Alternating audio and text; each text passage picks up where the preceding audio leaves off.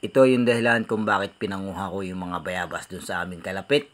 Dahil gagawa po tayo ng masarap na palaman, ang tinatawag nilang guava jelly. Paano nga po ba ginagawa ba ang guava jam o guava jelly?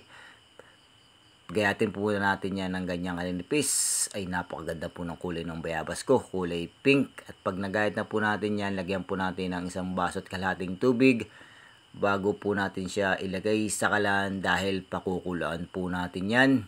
Pakukuluan po natin yan ng hanggang 10 minuto o hanggang sa malabog po yung bayabas dahil ang kukunin po natin dyan ay yung pinakang katas lang po nyan. Ayan na po, labog na siya at aahunin na natin yan.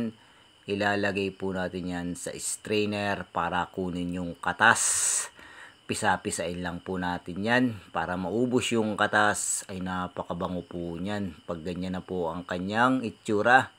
At ating sabi nga, piga-piga para lumabas yung katas. At pag lumabas na po ang katas niyan, saka po natin siya ilalagay ulit sa kalan. At kumukulo na, ilagay na rin po natin dyan yung pulang asukal. Yung iba po, puti yung nilalagay. Akin kulay pula para mas tumingkad ang kulay ng ating guava jelly. At haluin po natin yan ng 20 minutos o para tayo nang gagawa dyan ng arnibal. At ayan na po ang itsura niyan pag kumukulo.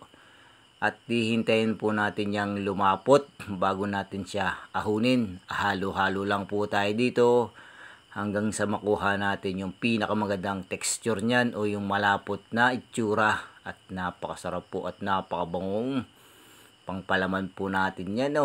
At kunting-kunti na lang, aahunin na po natin yan. At ayan na po, kulay arnibal na talaga siya.